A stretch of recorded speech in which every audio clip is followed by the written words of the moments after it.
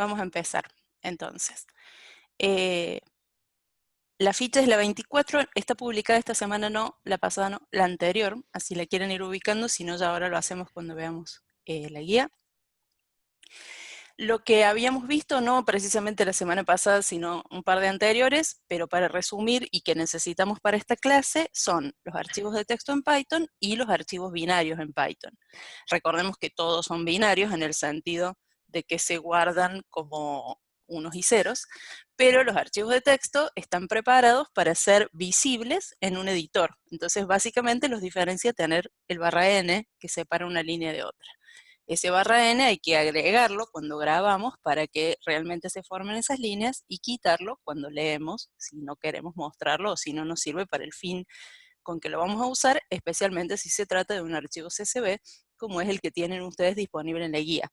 Y aprovecho para recordar que el procesamiento específico de archivos CSV no está en ninguna ficha, porque si en todos los cursos se dio en la clase práctica solamente, pero tienen en el sitio, en el canal de la cátedra, el video que protagonizado por el actor en ciernes Germán Romani, que lo explica, así que lo pueden consultar. Los archivos binarios específicamente son los que graban los registros tal como están. ¿Cómo hacemos eso? En vez de usar los métodos read y write, lo hacemos a través del módulo Pickle. En el caso de los archivos de texto, los recorremos con un iterador, con una variable iteradora. En cambio, en los archivos binarios necesitamos controlar el tamaño en bytes, disculpen, y ir verificando en qué byte nos encontramos leyendo hasta llegar al final del archivo. Entonces, repasen o tengan en vista esos algoritmos porque son los que vamos a necesitar para ir trabajando en las combinaciones de estructuras que propone esta ficha y que ustedes necesitan para el parcial y después del parcial también. Esta ficha es puramente práctica, presenta distintos casos. Yo tomo para repasar muy rápido en qué consiste generar el arreglo en forma ordenada, que es algo que no vimos todavía en esta clase, y cómo se logra esa inserción. Y al final, un caso de análisis en el que vamos a concentrar la mayor parte de esta clase. ¿En qué consiste generar el arreglo en forma ordenada?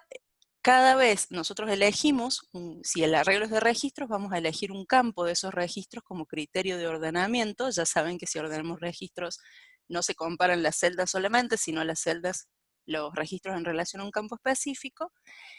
Pero en vez de cargarlo todo y luego ordenar, que es lo que habíamos visto hasta este momento, ahora la idea es, cada vez que se recibe un registro nuevo, ese registro se debe ubicar de manera que aquellos datos que ya están en el arreglo sigan en el orden que se ha establecido previamente. La pregunta esencial, ¿está mal si lo cargo y lo ordeno después? Sí, está mal. Lo tienen que hacer de esta manera porque se gana tiempo y performance.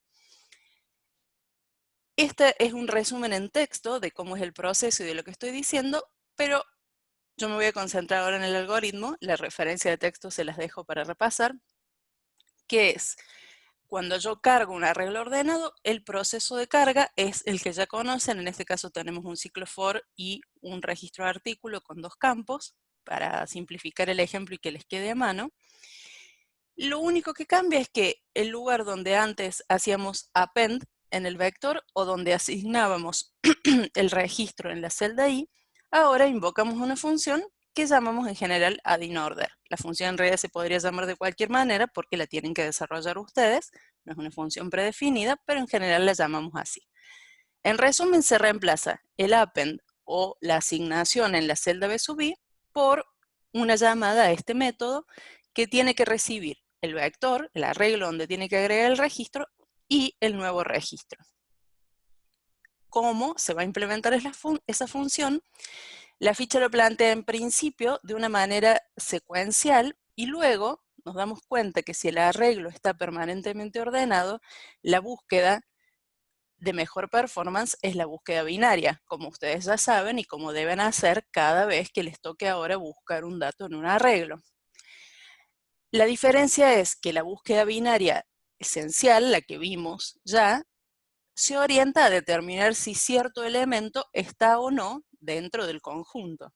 Y ahora vamos a usar la misma técnica, pero para determinar en qué lugar del arreglo corresponde ubicar el registro nuevo. De nuevo, les dejo acá el resumen lo más cortito que pude hacer, pero nosotros nos concentramos en el algoritmo. Este método, add in order, del que hablábamos antes, que recibe el arreglo, y acá lo llamé nuevo al registro para que tengamos bien en claro que es nuevo, plantea en general el mismo algoritmo que ustedes ya conocen de la búsqueda binaria. ¿En qué se diferencia? Cuando encuentra un elemento, cuando el elemento central del vector es igual al código que estaba buscando, en este caso suponemos un arreglo ordenado por código, lo que hacíamos antes es retornar el valor de C como la posición donde el elemento fue encontrado y el algoritmo se corta.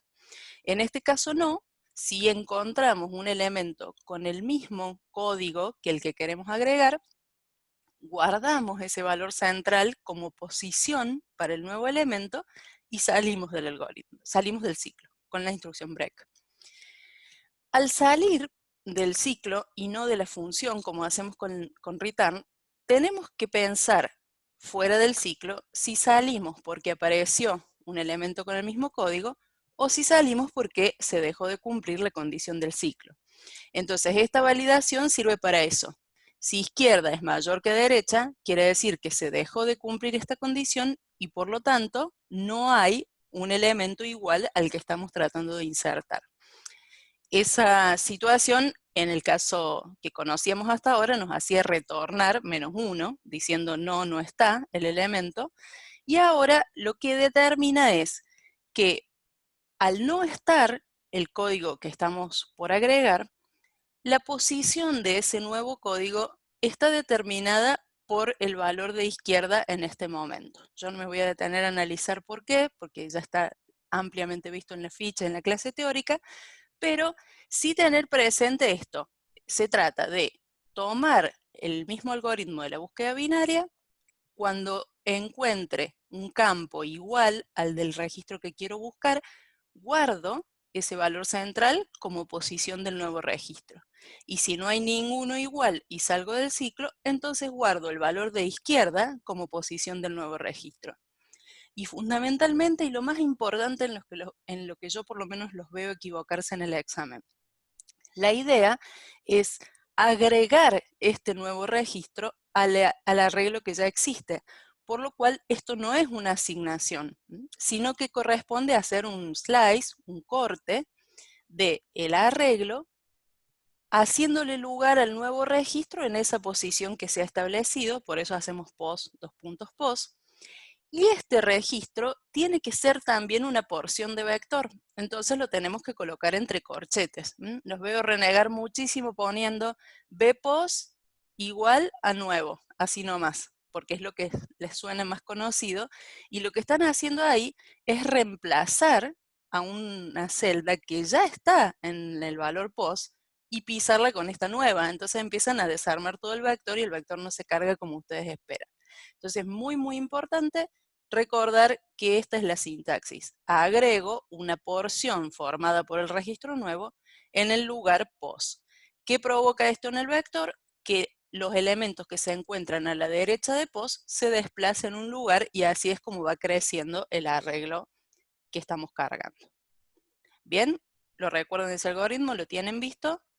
¿Podemos pasar al ejercicio? ¿Tienen alguna pregunta?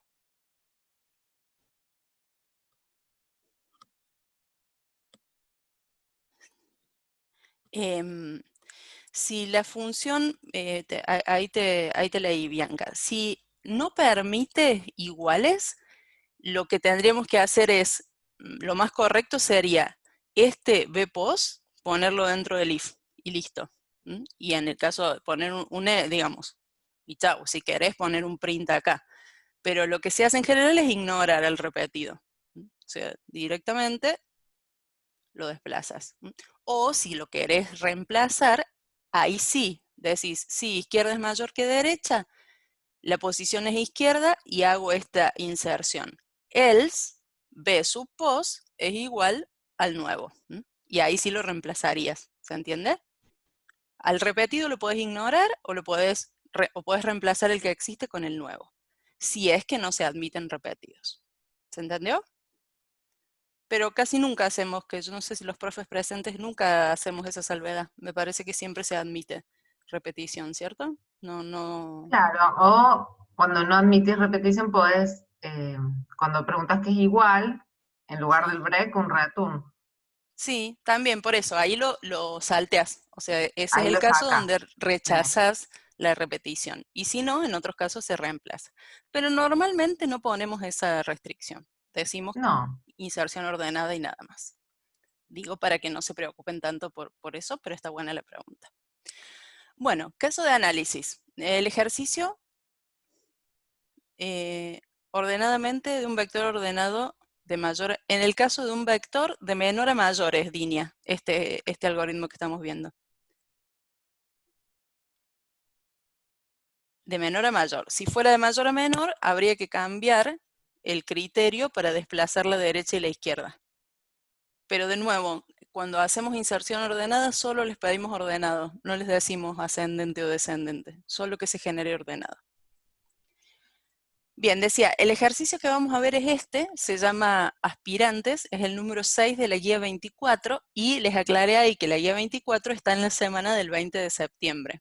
Así que mientras ustedes la van buscando, yo voy leyendo de qué se trata el enunciado. Ubiquen la semana del 20 de septiembre, la guía 24 y el ejercicio es el número 6.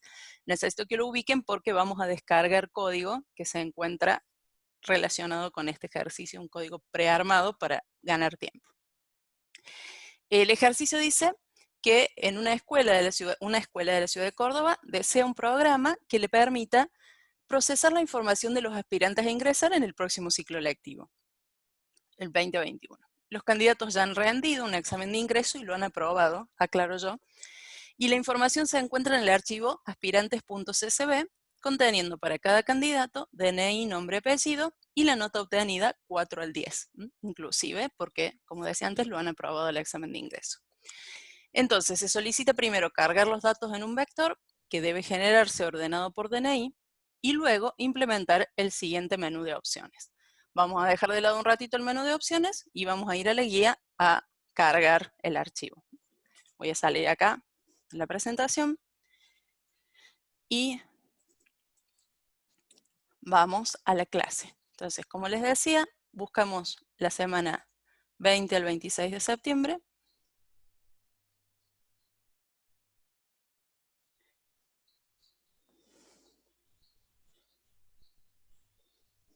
En esta semana tenemos la guía 24 y en la guía 24 el ejercicio aspirantes que tiene visibles dos módulos, registros y generador. Vamos a hacer un proyecto nuevo de PyCharm y vamos a conectar o agregar esos dos módulos al proyecto. Pueden ir haciéndolo ustedes, yo lo voy a hacer acá también, pero ya saben cómo se hace, así que no necesitan esperarme. A propósito, no tengo abierto PyCharm, así demora lo mismo que les puede estar demorando a ustedes.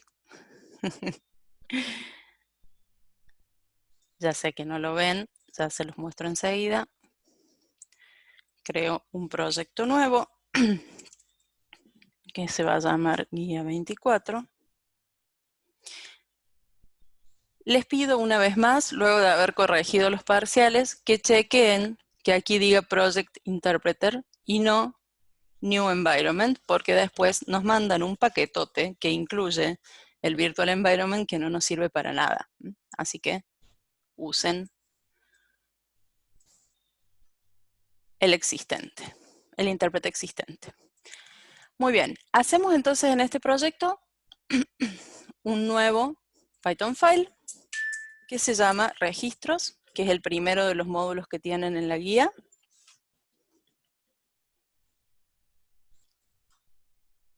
Este módulo, vamos a simplemente copiar el contenido y lo mismo para el generador.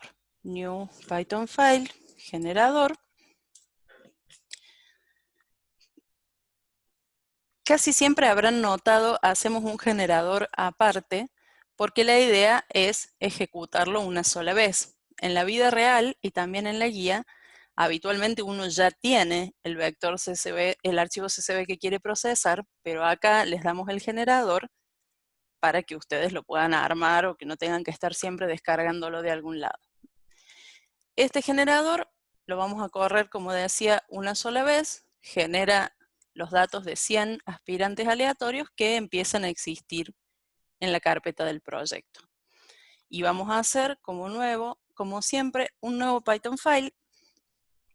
En la solución que van a ver ustedes publicada, yo armé dos módulos, uno que se llama interfaz, como para probar otra organización posible, y otro que se llama, que contendría el menú y todo lo que es la interfaz justamente, y dejando los procesos en otro módulo, el que llamé estructuras. Lo voy a hacer igual ahora en la clase para que ustedes lo puedan identificar, pero ese tipo de organización ya va quedando a criterio de cada programador, lo que les resulte más sencillo. Hacemos un método principal, no me detengo acá porque nada de esto es nuevo. Hacemos un método principal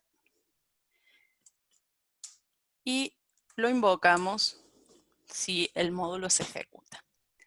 La idea entonces es primero que nada cargar el vector, así que vamos a hacer eso. Espérenme un segundito que no estoy viendo el chat. Ahí está. Entonces, vamos a, como primera línea, cargar el vector, ¿sí? Hacemos un vector y llamamos a un método leer CSV. Lo escribimos bien el método, leer CSV. Ahí está. Y pasamos como parámetro el nombre del archivo que tiene que leer, que es aspirantes.csv. Este método, leer CSV, y los que sigan son los que voy a ir poniendo en un módulo aparte, que voy a llamar estructuras. Pensé llamarlo datos también, pero me parecía que se confundía un poco con registros, así que lo voy a hacer así.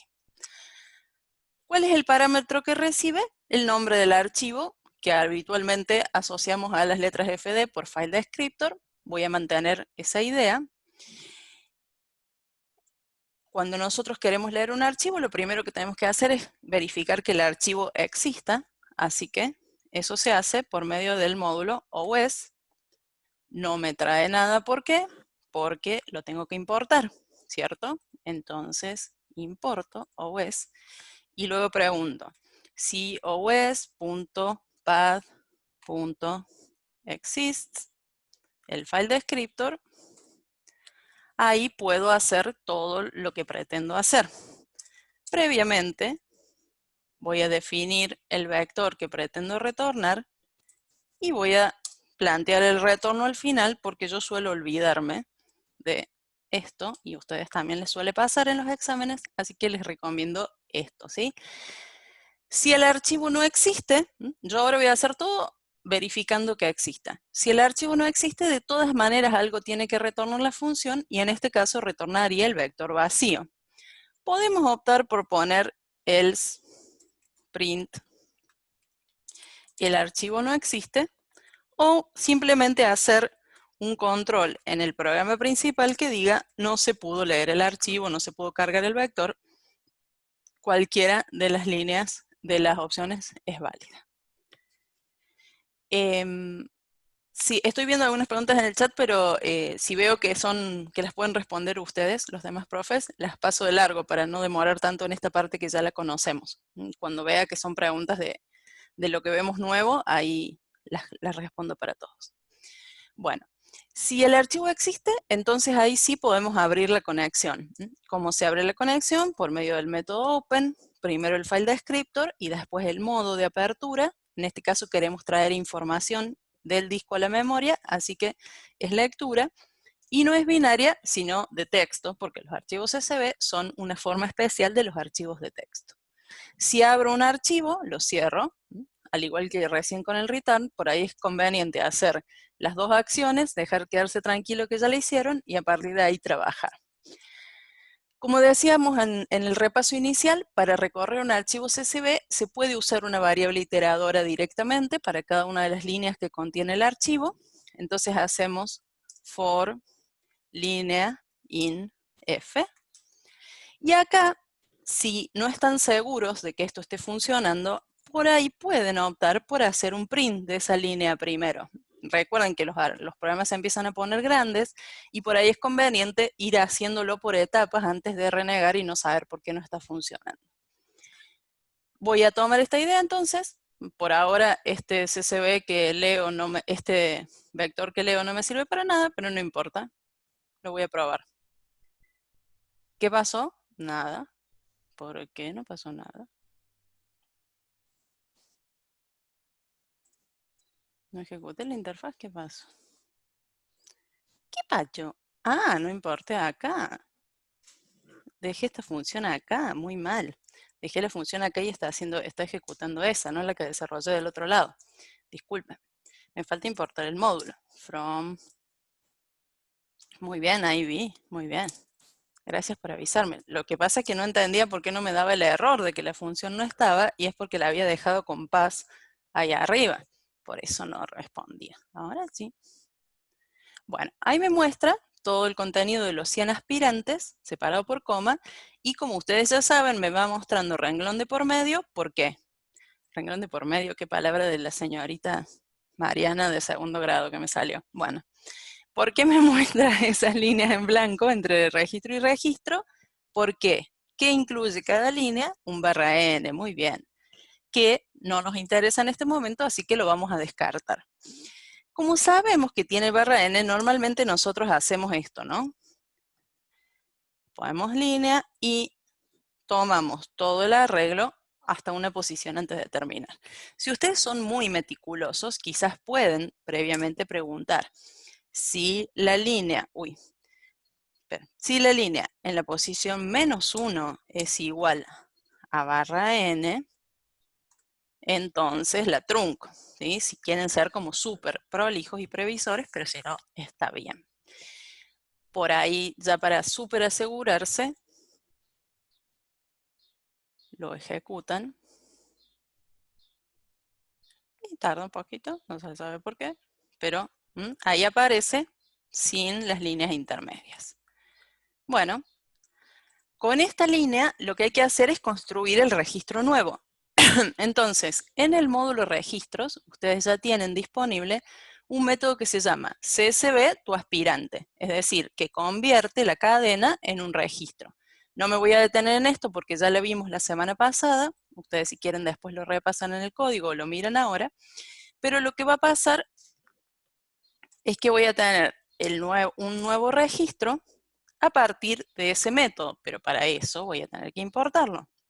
From registros, import, asterisco.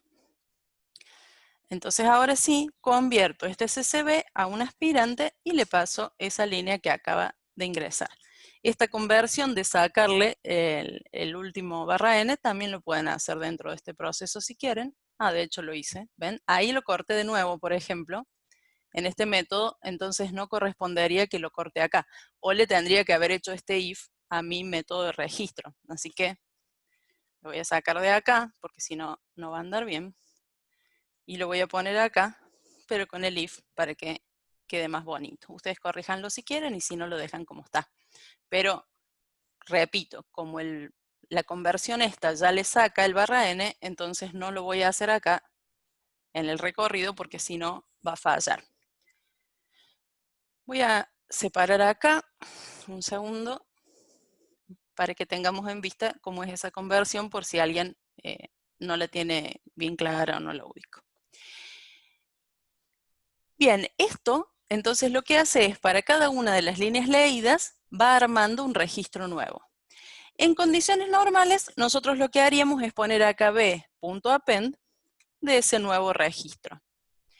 Y cuando yo venga al programa principal, cuando llegue al método principal, lo que haría es verificar if len de b es igual a 0,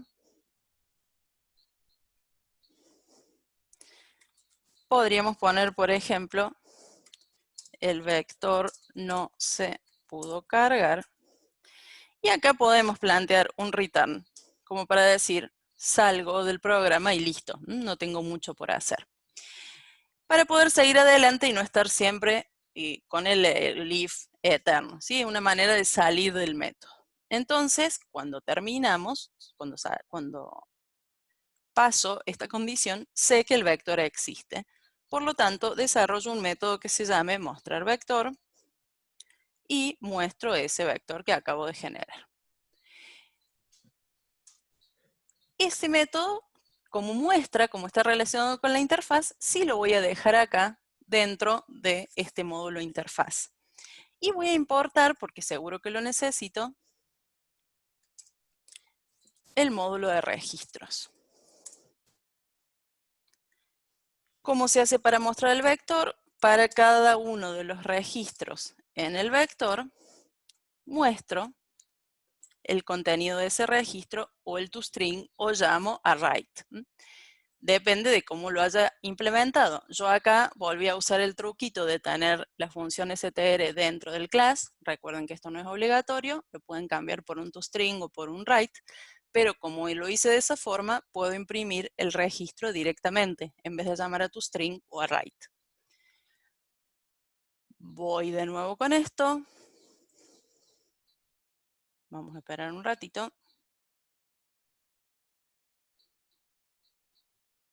Y a ver qué pasa.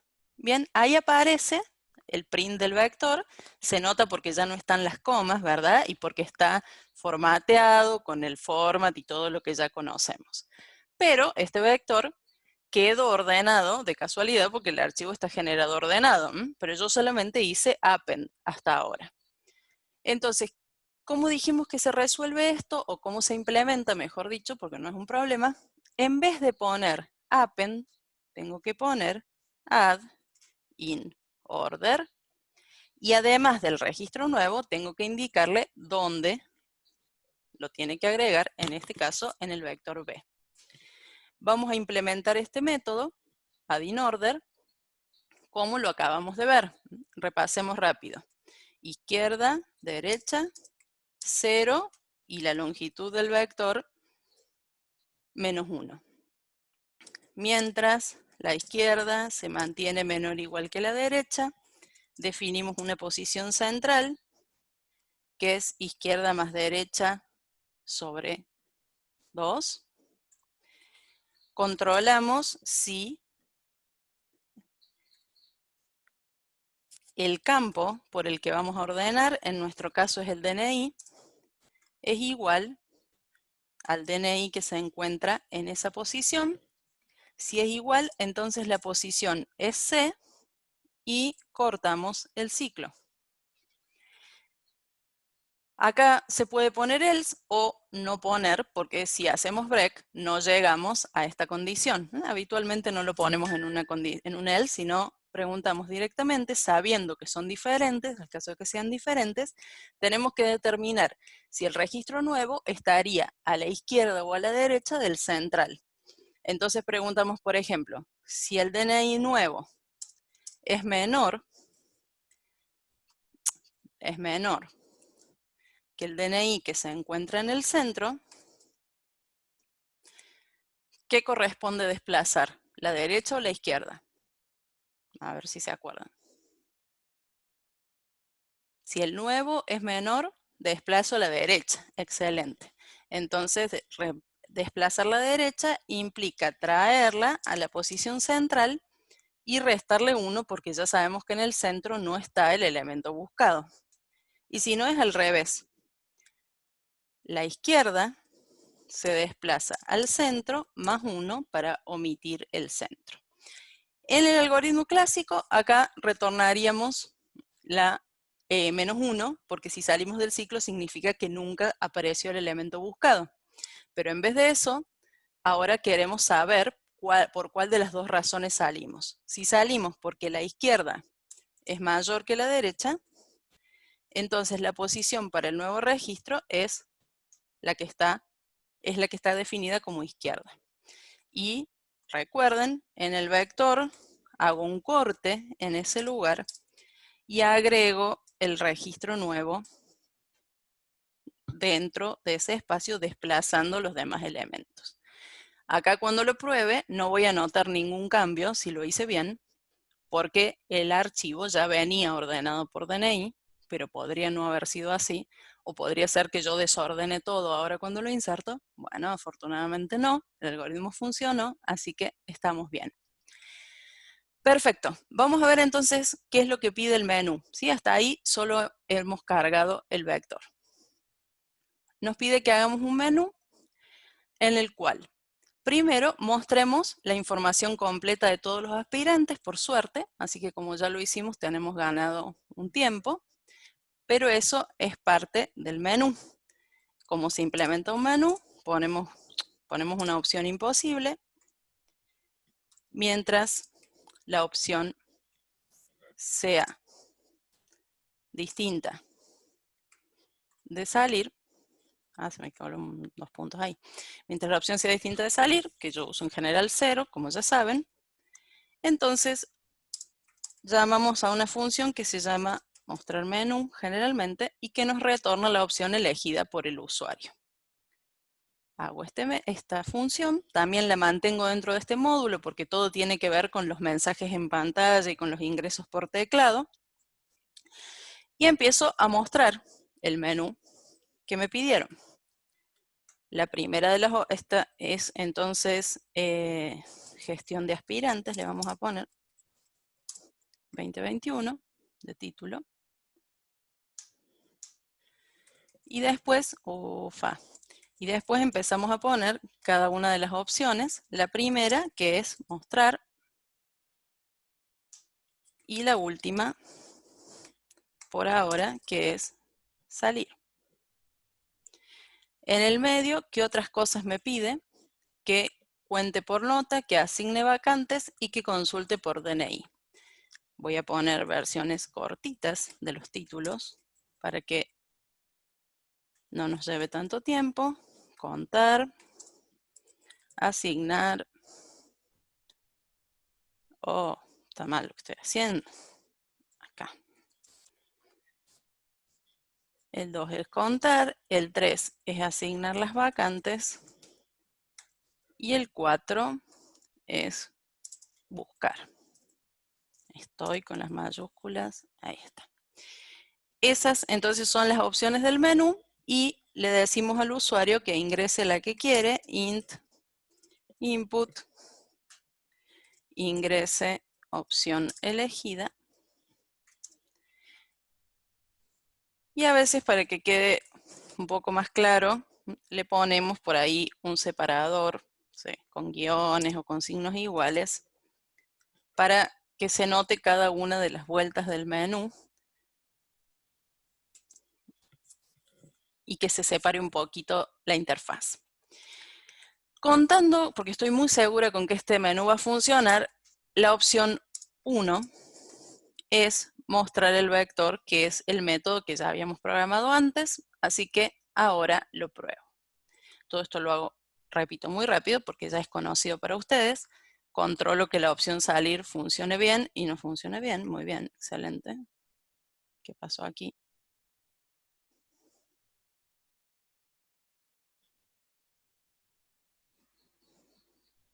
¿Qué hice mal? ¿Qué hice mal?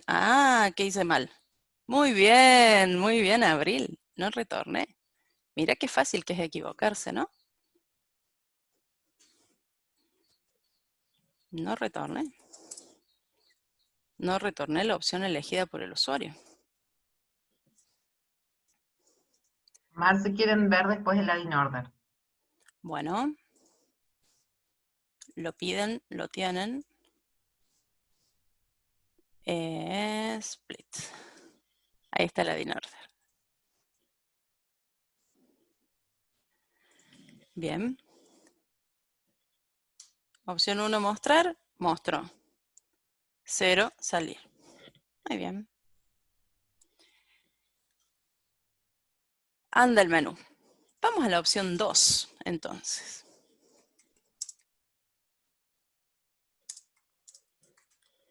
¿Qué dice la opción 2 en nuestro enunciado?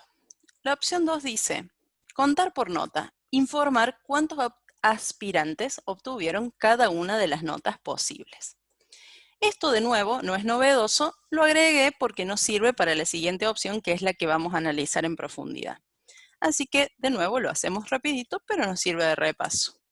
¿Por qué nos sirve de repaso? Porque vi muchos parciales, más de los que me gustaría, que tienen todos contadores separados.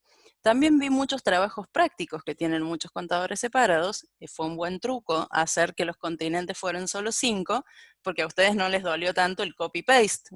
Pero, ¿qué pasa si los continentes eran 15? No importa, porque igual hicieron copy-paste en el parcial y casi lloro. Así que vamos a repasar. Contar por nota. Le paso el vector con los datos. ¿En qué consiste contar por nota? Quiero tener, si las notas posibles van del 4 al 10, entonces quiero tener un contador para cada una de ellas. Si el alumno sacó 4, lo cuento como 4. Lo cuento con los que sacaron 4. Si el alumno sacó 5, con los que sacaron 5 y así. Por lo tanto, ¿cuántos contadores necesito? Tantos ceros como valores posibles tiene la nota. ¿Cuántos valores posibles tiene la nota? 7. Muy bien, Tadeo, me gusta tu pensamiento. No son 10 notas posibles, que es lo que habitualmente nos toca en este caso. 11 si incluyéramos el 0, sino que las notas posibles son 7, 4, 5, 6, 7, 8, 9 y 10. 7.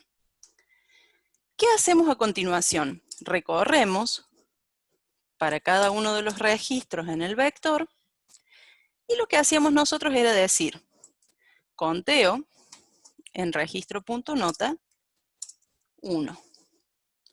¿Sí? En este caso cuentan y si acumularan algo, de este lado en vez de decir más igual a 1, diría más igual registro punto, no sé, edad. Supongamos que quisiéramos sumar las edades de estos alumnos que no la tenemos. Y al último, retornamos el conteo. Habitualmente hacemos digamos, si hacemos un print así nomás del vector, van a salir todos los números y no se va a entender nada. Así que esto casi siempre va acompañado de otra función que muestra este conteo. Esta función también la voy a mantener acá porque es una función que se ocupa de hacer cosas en la pantalla. Quizá el conteo lo podría llevar a la parte de las estructuras. Por ahora lo dejo acá, tal vez después lo muevo. Ahora entonces voy a mostrar for i in range de conteo. ¿Por qué acá no lo hago del len de conteo? ¿Por qué no lo hago con el registro? Porque este vector no tiene registros, tiene números. Y muestro cada una de las celdas, no solo porque el print así nomás del vector no se ve bien, sino también porque acá tengo que decir a qué representa la i, ¿no? En mi caso, la nota. Entonces, para la nota i, voy a decir que la obtuvieron conteo sub i alumnos. Y acá, muy feliz con mi algoritmo de conteo, que lo copié de la digo, no, que me lo sé porque estudié muchísimo para el parcial, entonces lo pruebo. Voy a la opción 2, que es contar, y se rompió todo. ¿Qué pasó? Ah, los estuve ignorando en el chat todo este tiempo porque se estaban desesperando. ¿Qué pasó?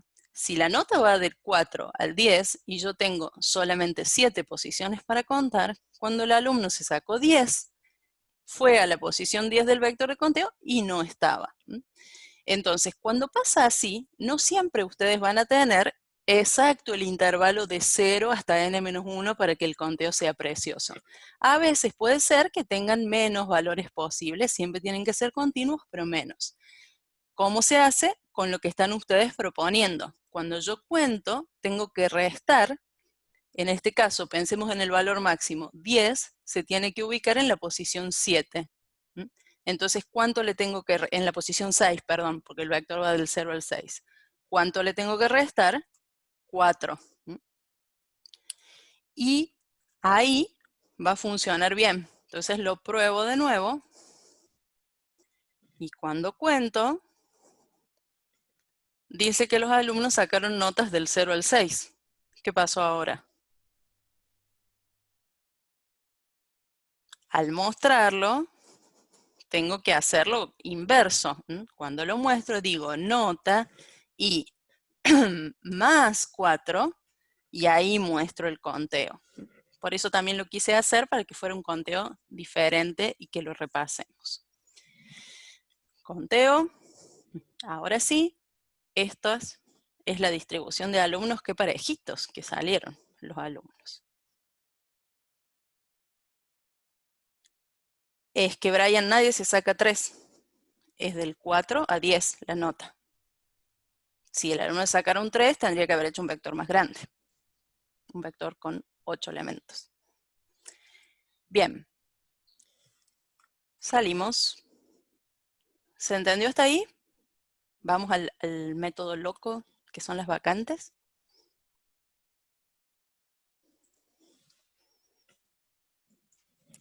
Yo voy poniendo acá. Opción es 3. Acá el que cuenta por nota me lo voy a llevar al otro módulo, el de las estructuras, porque quiero que los procesos me queden acá. Y que de este lado solamente esté la interfaz. También lo podría haber llamado proceso al otro. Miren, ahora se me ocurrió. Bueno, ¿qué sigue? Opción 3. Y la más divertida de las que planteamos. Cuando tienen subítems, ¿vieron? Esta es la divertida. En el trabajo práctico, ¿cuál es la divertida? Asignar los grupos. Y bueno. Y por supuesto, siempre tratamos de elegir un ejercicio en la clase práctica que los oriente un poco para el trabajo práctico, y esta no es la excepción. Dice, ingresar por teclado la cantidad de vacantes disponibles. ¿Saben lo que son las vacantes, no? ¿Cuántos bancos, cuántos lugares hay libres para que ingresen los alumnos? Suponiendo que está limitado, ¿no? Debe ser menor a la cantidad de aspirantes. Entonces, primero hay que ingresar por teclado la cantidad de vacantes disponibles y debe ser menor a la cantidad de aspirantes. Esto hay que validarlo. Entonces, ¿cómo sería? Yo ingreso el valor de las vacantes. ¿Y qué valido? ¿Cómo hago para validar esto? Que sea menor a la cantidad de aspirantes. Validar menor que. Y ustedes suelen validar, por ejemplo, menor que 10. O mejor dicho, tendría que ser validar entre, ¿no? Validar entre 0 y la cantidad de aspirantes, que son ¿cuántos? Aquí está el contar por nota.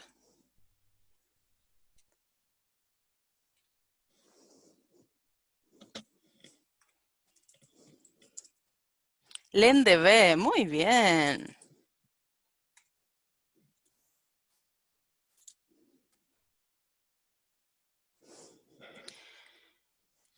En vez de ser un valor fijo, vieron que a veces pedimos ingrese un valor entre 0 y 10, entre 0 y 20, este es una variante un poquito distinta. Yo tengo que poner un valor que esté entre 0 y la cantidad de aspirantes posibles, que es, en mi caso, len de B. Todas cositas, quería elegir un ejercicio que no fuera tan obvio como los demás, así lo tienen también para practicar cosas distintas. La función validar entre ya va a ser como siempre, desde hasta y mensaje. Entonces, como es esto, decimos num int input mensaje,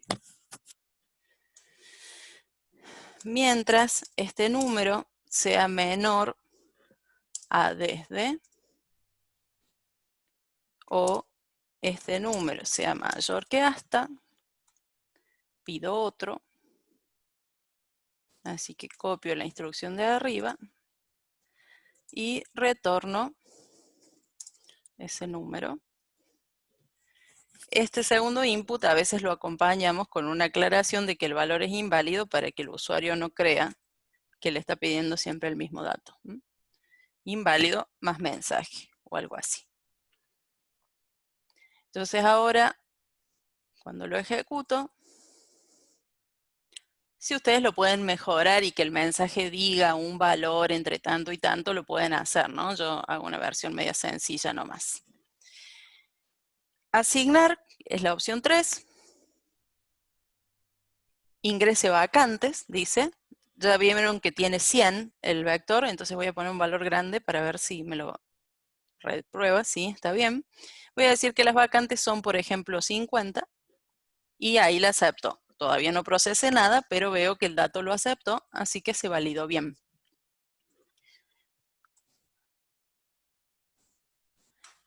Bueno, con las vacantes ingresadas, ¿cómo sigue el enunciado? Dice, filtrar los aspirantes que obtuvieron 9 o 10 en el examen, ¿no? Si son menos que la cantidad de vacantes, incorporarlos a la lista de ingresantes. Y si son más, sortear entre ellos las vacantes disponibles. ¿Se entiende? Vamos a seleccionar solo los alumnos que obtuvieron 9 o 10. Si son menos que las vacantes, listo, van directo, han ganado su lugar, digamos. Y si son más que las vacantes, habrá que sortear entre ellos las vacantes disponibles. Se sacaron las mejores notas, les damos prioridad para entrar a la escuela. Para eso vamos a tener que separarlos a estos alumnos, ¿sí? Entonces acá yo voy a hacer un método al que voy a llamar, voy a poner VI, vector de ingresantes, y voy a hacer un método que se llame sortear vacantes, al cual le voy a pasar como parámetro el vector V, que son todos los alumnos, todos los aspirantes que hemos cargado desde nuestro archivo. Este método lo voy a crear, pero en vez de estar en este módulo, lo voy a poner en este, así de paso lo podemos ver en paralelo.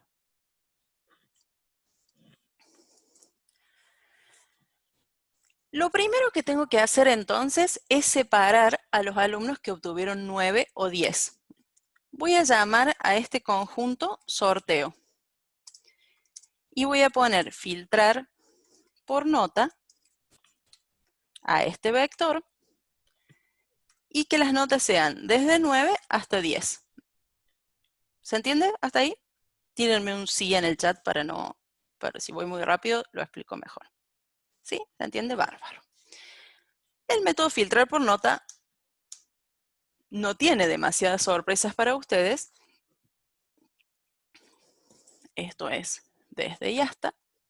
¿Qué hay que hacer? Recorrer el vector for registro in B.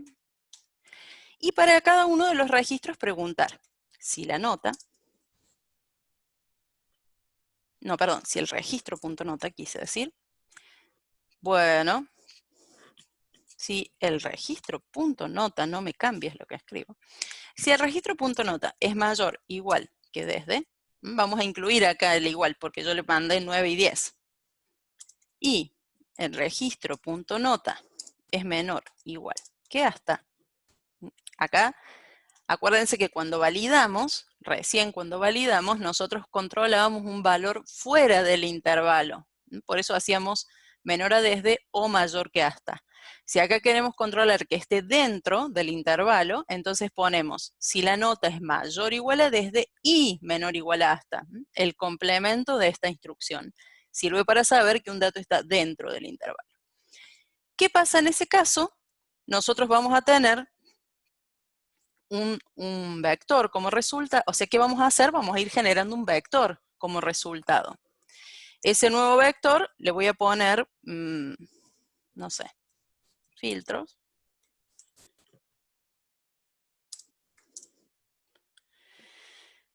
Que va a ser un list vacío.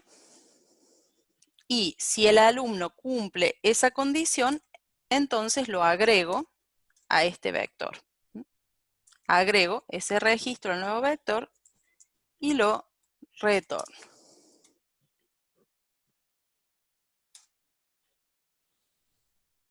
¿Está bien? En este vector vienen todos los alumnos que tienen esas notas. Solamente los alumnos que tienen esas notas. ¿Qué decía el enunciado? Que si esa cantidad de alumnos era menor a las vacantes, menor o igual a las vacantes, los asigna directamente. ¿Cuántas son las vacantes? No lo sé. Me falta un parámetro acá que sea cuántas vacantes hay. Y se lo tendría que haber mandado desde el programa principal. Así que lo hago ahora. Le tengo que mandar no solo el vector, sino cuántas son las vacantes. Bien, sí. La cantidad de alumnos sorteados es menor o igual a la cantidad de vacantes, todos los alumnos tienen que entrar como ingresantes. Entonces aquí arriba voy a definir un vector de ingresantes vacío. ¿Y cómo hago para meter todo el vector de sorteo en el vector de ingresantes?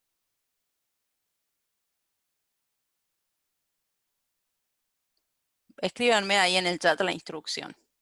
¿Cómo hago para meter en ese vector de ingresantes todo el vector sorteo? Sin un ciclo. Sin ciclo, ¿cómo se hace? A ver, ¿qué dice Bianca? Dice BI igual a sorteo.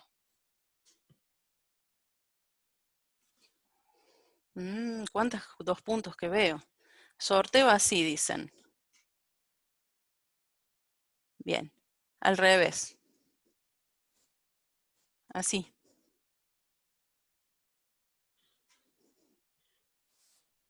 No. Bianca se enojó. Bianca, escribime cómo es.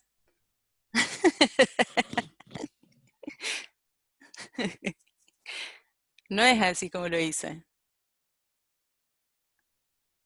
BI, bien. BI es sorteo así, dicen ustedes. Bueno.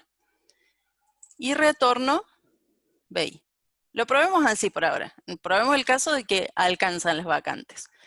Cuando venga acá, yo voy a tener en ese vector de ingresantes a todos los que fueron elegidos, ¿no?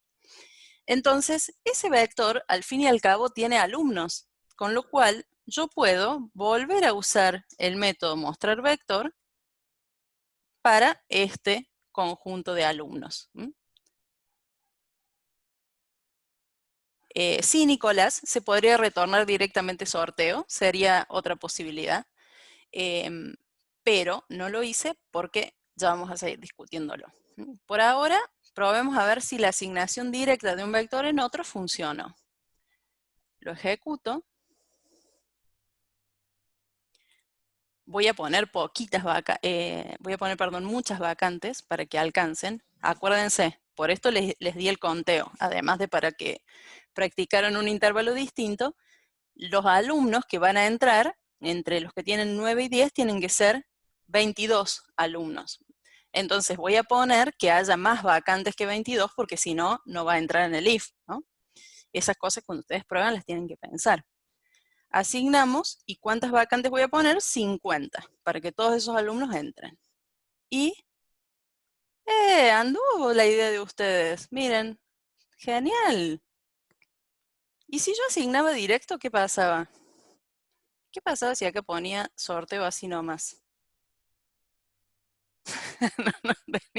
No, chicos, a esta altura la fe está un poco inestable, mi fe. Si yo asignaba así directo, a ver, ¿sí?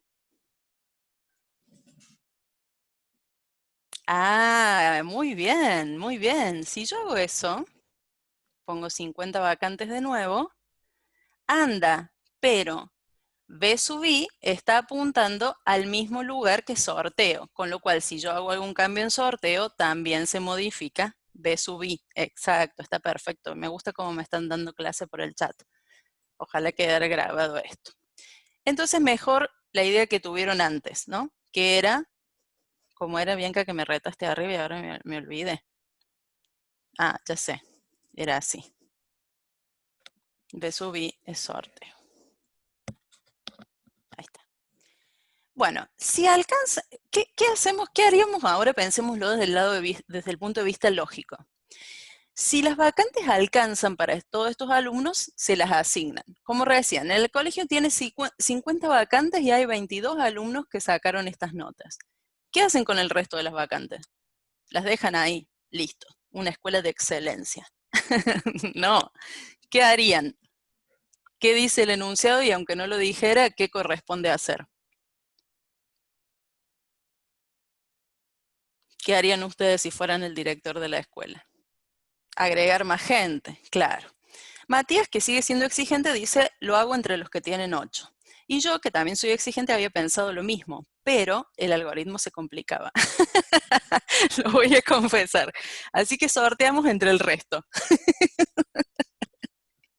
Era hermoso el algoritmo, pero, digo, los chicos me abandonan la clase si les explico. Lo programé y todo, ¿eh? No es que no lo sé programar, por favor. Lo sé programar, pero era un bardo. Así que lo cambié.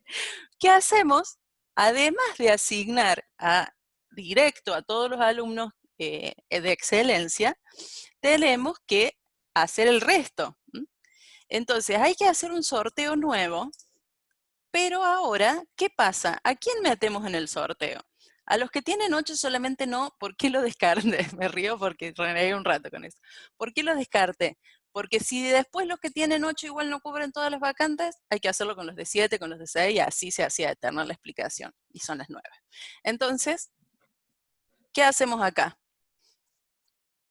Tengo que hacer un filtro nuevo, volver a definir un sorteo, pero ahora, ¿entre qué alumnos?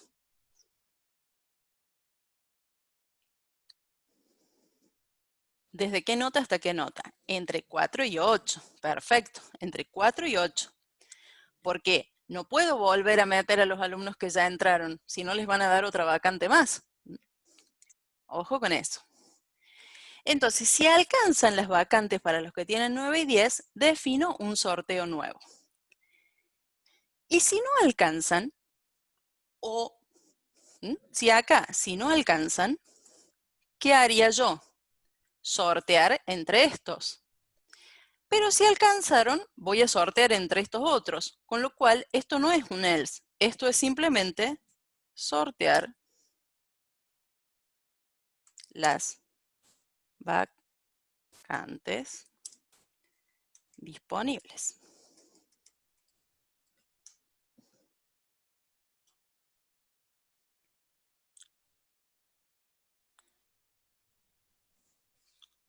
¿Cómo se hace para sortear esas vacantes? Yo voy a definir, a ver, antes que eso, cuando yo asigne todos los alumnos que sacaron 9 y 10 directamente, ¿qué va a pasar con las vacantes?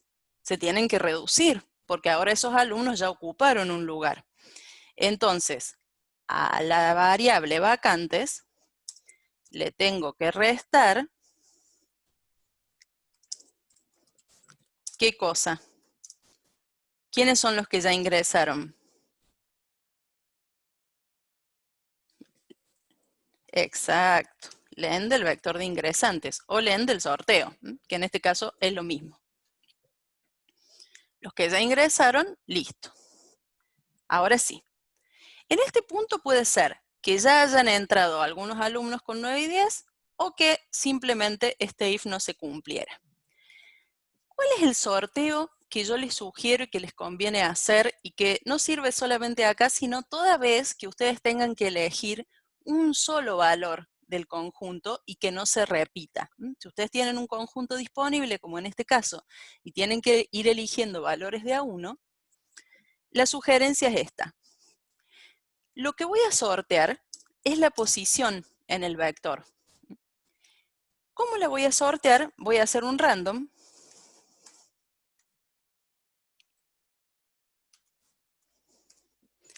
entre 0 y la longitud de ese vector. El módulo random lo tengo que importar para que funcione.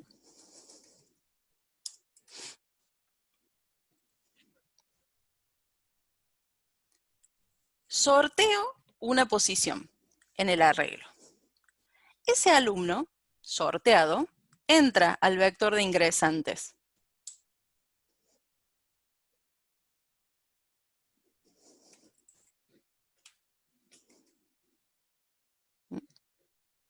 Sí, no es -1 porque es run range, Nicolás, exactamente. Si fuera run int, tendría que ser len -1. Ese alumno se agrega al vector. Este proceso lo repito mientras, o sea, para todas las vacantes que tengo disponibles. Entonces, for y in range. De la cantidad de vacantes que tengo disponibles, sorteo un lugar en el vector y agrego el alumno ahí. Con eso, ¿me aseguro de que no se elija el mismo alumno 2 veces? No. ¿Cómo lo evito? Una vez, supongan que el vector de sorteo es un bolillero, ¿no? ¿Cómo represento que la bolilla salió? ¿Qué tiene que pasar con ese alumno una vez que no fue elegido? Muy bien, excelente. Lo borro del vector, como si sacara la bolilla. Borro del sorteo el alumno que ocupa esa posición. Entonces, si las vacantes, por ejemplo, son 10, yo sorteo un elemento del vector, lo agrego a los ingresantes y borro esa posición. Cuando lo borro, ese alumno sale del sorteo, pero además el vector se achica. ¿Por qué esto no me causa problemas? Porque yo siempre hago un aleatorio equivalente al tamaño del vector. Con lo cual, ese lem va a ser cada vez más pequeño, pero también el número posible va a estar dentro del intervalo del tamaño de ese vector.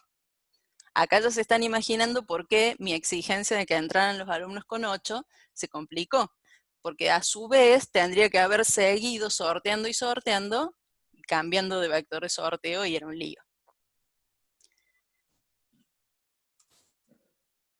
Lo probemos y les dejo el algoritmo ahí a la vista para que piensen qué preguntas quisieran hacer antes de que pasemos los otros. El siguiente método es fácil, lo pueden resolver solos igual.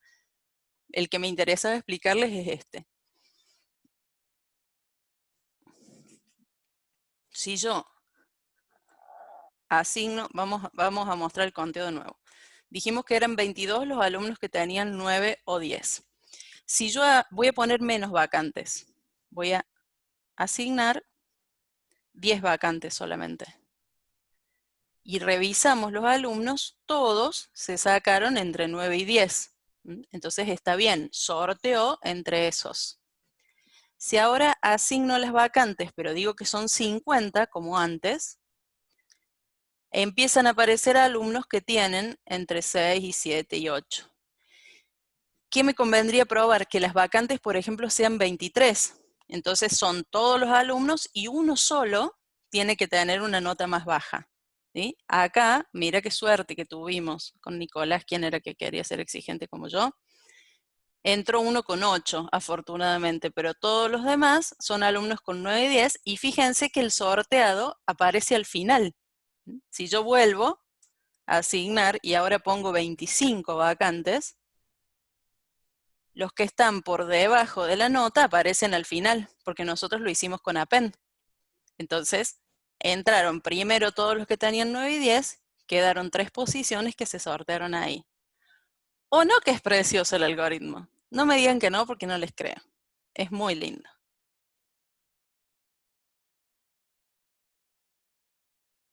Qué lindo. Ay, Jeremy, te gustó, qué suerte. Pensé que era la única que le había gustado. Bueno, les dejo la inquietud para pensar cómo se haría para ir eligiendo siempre a las mejores notas, o al menos darle una vuelta más. Decir, bueno, que entren los que sacaron entre 6 y 8, y si me siguen quedando vacantes, entro. Les dejo. Pero lo que más me gustaba es, pensando esta vez en el trabajo práctico, esta situación de recuerden que se puede asignar un fragmento de vector en otro, y sobre todo les regalo un mecanismo de sorteo porque lo necesitan para acomodar los grupos del mundial. Así que por ahí les viene bien. Con un ciclo n al cuadrado. Claro, necesitan un ciclo más. Sí, necesitan un ciclo más. Un ciclo que sea mientras queden vacantes. Y ahí restando las vacantes a medida que las asignan. Es algo así. O sea, este control hay que volver a repetirlo, algo así. Les tiro la inquietud. No era tan raro el algoritmo de verdad, pero era como que lo tenía que explicar yo y ustedes creerme y nada más, y hasta me parecía más entendible. Bueno, vamos a implementar la última opción, que nos quedan 15 minutos, para analizar cuál es la lógica que hay detrás de esto, pero como les digo, esta ya la podrían hacer solos. ¿Cuál es la opción 4? Dice, consultar por DNI. A partir de un DNI que se ingresa por teclado, validar si corresponde o no a un aspirante. O sea, en primer lugar, ver si está en el conjunto de los aspirantes. En caso afirmativo, informar además si ha quedado seleccionado como ingresante o indicar que aún no se han asignado las vacantes, ¿no? Porque eso podría suceder. Entonces, primero que nada, alguien va a ingresar un DNI. Input, ingrese, es un int, yo en mi caso lo guardé como un número esto, así que voy a hacer con int. Ingrese DNI a buscar. Lo primero es buscarlo entre los ingresantes, entre los aspirantes, disculpen, o sea, dentro del vector original. ¿Esta búsqueda es binaria o secuencial? Binaria, muy bien, porque el vector original está ordenado por DNI. Entonces vamos a poner buscar binario. Este método, buscar binario, voy a crear la función acá, pero la voy a pasar al módulo de estructuras porque tiene más que ver con la lógica. ¿Cómo era la búsqueda binaria? Tampoco me voy a poner a escribir todo de nuevo. Aprovecho el algoritmo add in order, lo pego acá. En este caso busca el DNI. Entonces, lo que pregunta es si el DNI es igual al que está en el centro, y acá, sí, en la búsqueda clásica, me retorna C. Ya lo hago, mira, enseguida lo hago. Si el DNI es menor al central, corro, y acá este if no va, sino que directamente retorno -1 porque no estaba. Control Alt L y se acomodan los espacios.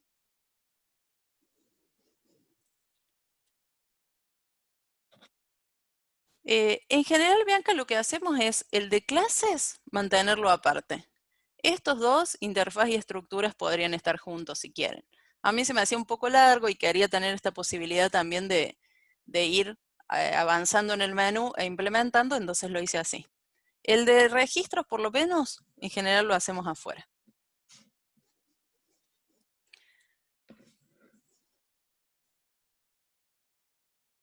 Bien, entonces esta es la función con la búsqueda clásica. Tiene que funcionar, tengo que pasarle el DNI que quiere buscar a la función. Y ahora voy a preguntar, si la posición es igual a -1, print el DNI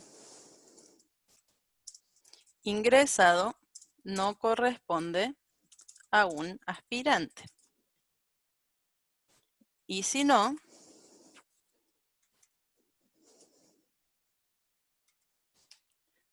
no me dice en específico que haga nada, o sea, me dice otras cosas, pero no me pide nada con respecto al alumno, lo voy a mostrar, por lo menos para saber que lo encontré. Ejecuto acá.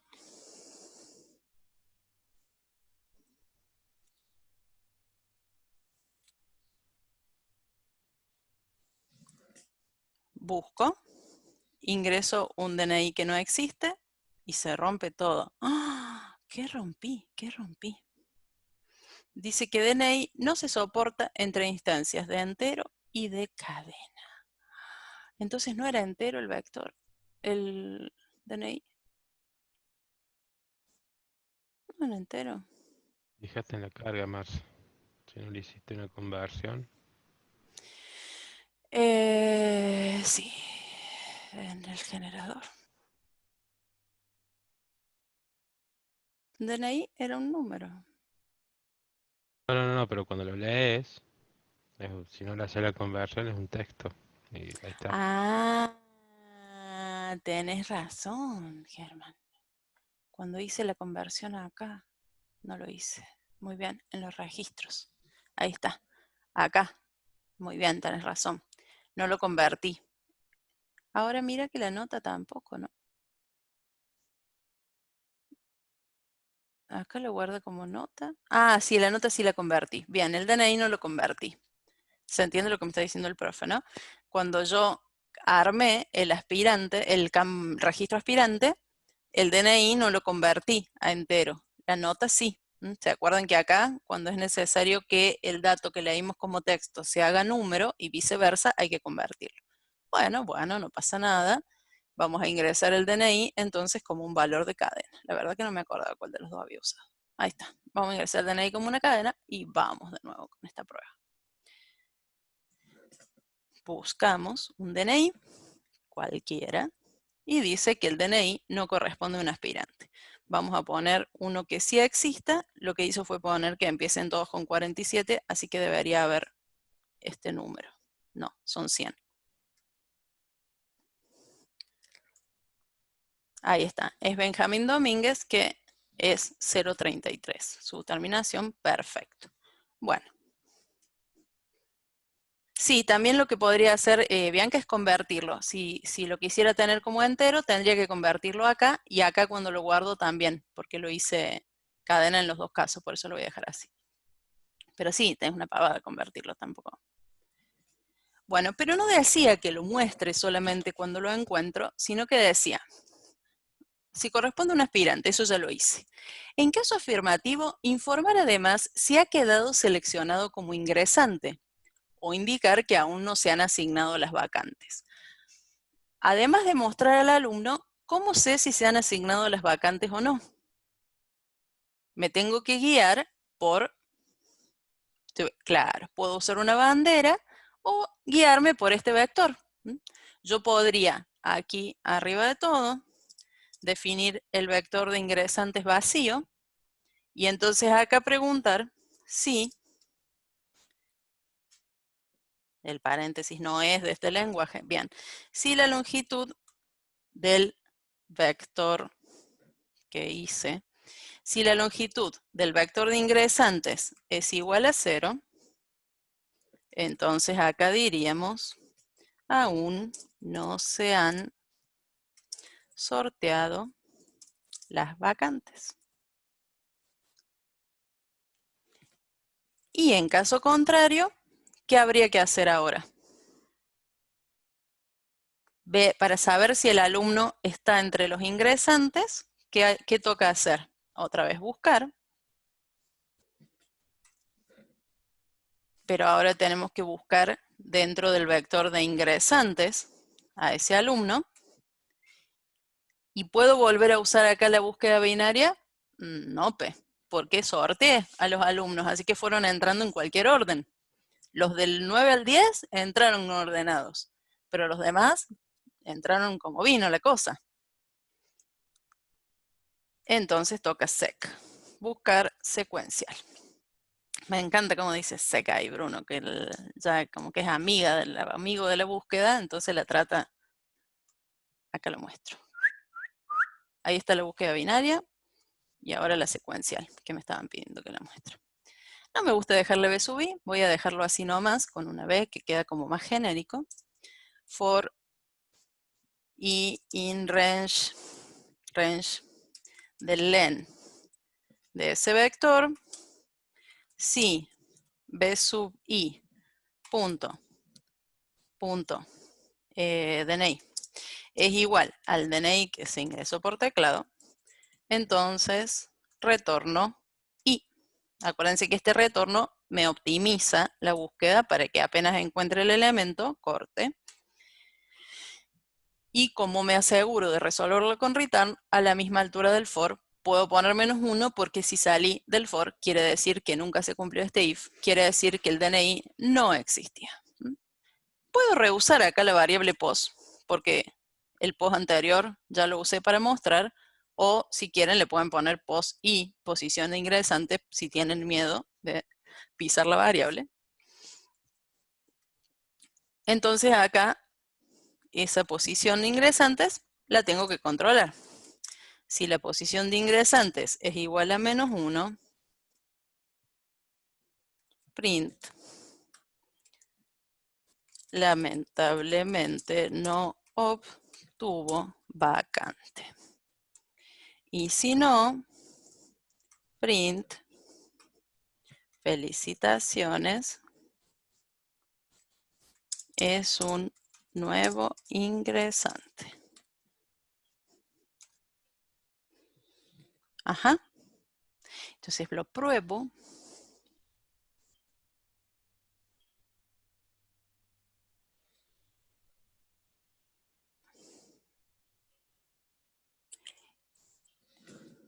Busco. De nuevo, para asegurarme, pongo un DNI que no está. Muy bien. Busco de nuevo. Busco un DNI que sí está. 47, 3 ceros y un número menor a 100. Joaquín Farías se sacó 10, pero aún no se han sorteado las vacantes. Bueno, voy a asignar vacantes. Voy a poner muy poquitas vacantes porque este colegio tiene mucha demanda. 10 vacantes. Entonces ahí hay un sorteo entre los alumnos que se sacaron 9 o 10. Voy a buscar a Constanza, que está entre los ingresantes. Felicitaciones, es un nuevo ingresante, Constanza. Y si ahora busco otro que no esté entre los ingresantes, a ver, el 26 no está. No obtuvo vacante. ¡Ay, pobre! Bueno, me quedan 3 minutitos nomás, así que voy a dejar que los ayuden los otros profes para que el ejercicio quede completo. Esta parte no la voy a poder programar, pero ustedes después la ven. Observen que dice, antes de salir del programa, guardar la lista de ingresantes, si fue generada, en un archivo binario llamado ingresantes.dat. Cuando es algo que tenemos que hacer antes de salir del programa, ¿qué les parece la mejor estrategia? ¿Qué cosa queremos, qué nos sirve aquí cuando queremos hacer algo antes de terminar? Al igual que hacíamos para despedir al usuario. ¿Qué nos sirve? El 0 o lo que sea la opción de salir, en mi caso el 0. Si la opción es 0, entonces acá nosotros generalmente decíamos hasta pronto o algo así. Si hay que hacer alguna cosa antes de terminar, también la hacemos acá cuando el usuario elija la opción 0. Entonces acá tendría que preguntar, como hice antes, si la longitud del vector de ingresantes es mayor que 0, grabar o guardar archivo. ¿Qué datos guardamos? Los que están en el vector de ingresantes. ¿Y cómo se llama el archivo? Ingresantes.dat. Me queda un minuto, pero se los voy a robar y lo voy a programar para que les quede completa la solución. Y porque estoy grabando la clase, así lo tienen en video después, si les quedó alguna duda. Guardo un vector en un archivo cuyo nombre pase como parámetro. Sí, Bianca.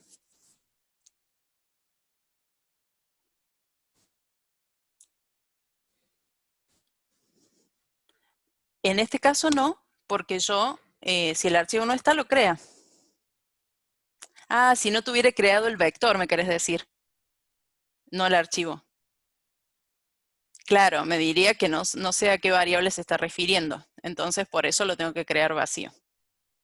Sí, sí. La variable tiene que existir, pero vacía. Si no, sería el end de none. El archivo cuando extraigo al inicio del principal. Ah, tenés razón. Sí, sí, sí. Acá tendría que crear los dos vacíos. El B sub I y el B. Sí, ya te entendí. Ahí está. ¿Eso? Sí, sí, tenés razón. Siempre conviene definir vacíos antes de No, leer, pero porque entonces... lo Sí. está pisando con lo que acabo de leer, así que es el cohete, la declaración así. Ah, es verdad, claro, es verdad. Tiene razón Fede también. Les hago caso a todos. Está bien la aclaración tuya, Bianca, pero fíjate que el método CSV, leer CSV, hace eso y me lo retorna. Entonces, si el archivo no existe, lo retorna vacío, con lo cual no tendría ese problema. O sea, lo que no hice en el principal lo hace el leer. ¿Está bien? Por eso no tengo que tomar esa precaución. En el vector de ingresante sí, porque como está dentro de una opción, si yo no entro a esa opción, la variable no existe. Bueno, para guardar el archivo de ingresantes, es muy sencillo el proceso, por eso lo hago muy rápido. Sé que estoy sobre la hora, pero les prometo que es 1 minuto. Acá tengo que abrir el archivo de destino, que es el file descriptor. El modo va a ser W, porque no me interesa conservar la información si es que el archivo ya fue generado. Y le agrego B, porque este archivo va a ser un archivo de registros. Pero cuando se combinan estructuras, como en este caso que voy a pasar información del vector al archivo, o si fuera al revés, como hicimos al inicio de la clase, del archivo al vector, siempre tengan en cuenta que es un solo ciclo el que se debe usar. Y el ciclo tiene que recorrer la estructura origen, la que tiene los datos. En nuestro caso, la que tiene los datos es el vector. Entonces, el recorrido es el recorrido de, tiene que ser un recorrido de vector. O sea que sería, por ejemplo, for registro in vector. O for i in range del len del vector. For i in range del len de este vector.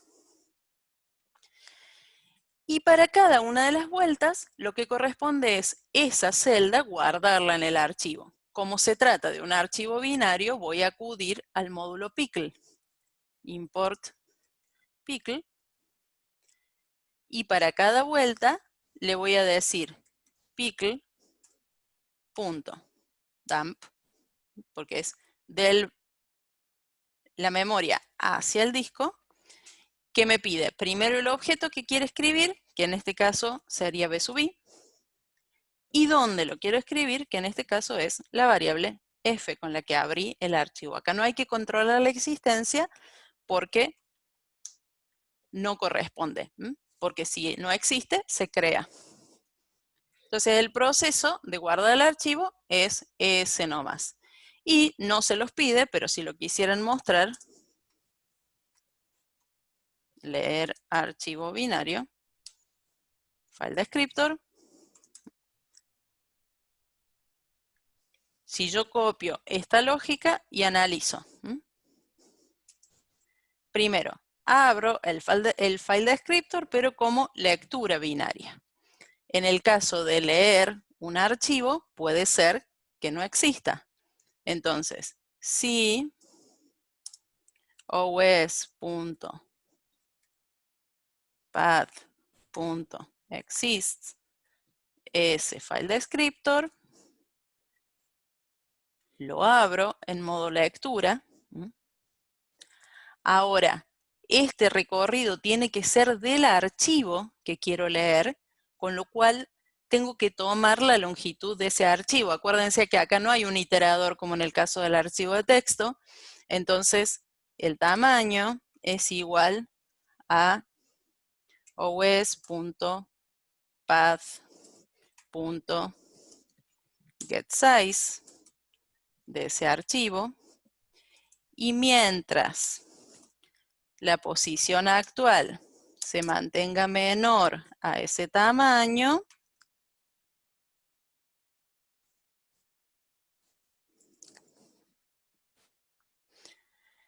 en vez de dump es pickle.load.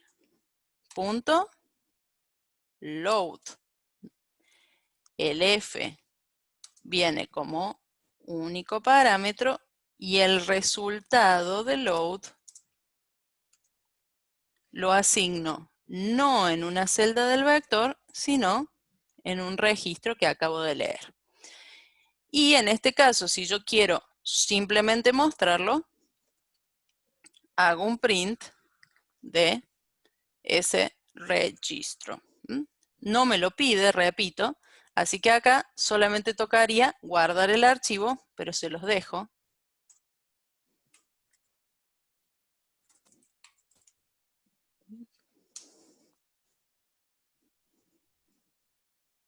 acá podríamos poner archivo de ingresantes generado.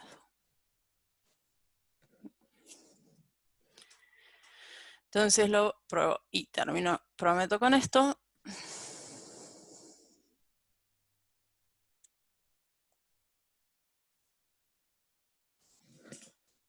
Vamos a asignar unas cuantas vacantes porque si no, no va a estar. Y voy a poner aquí salir. Y aquí me dice que el archivo de ingresantes se generó y acá hay 3, 4, 5, 6, 7, 8, 9, 10. Hasta pronto. ¿Ok? ¿Se entendió?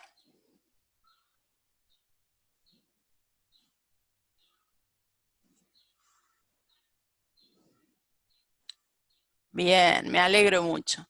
Miren, les dejo un dato acá y con esto cierro.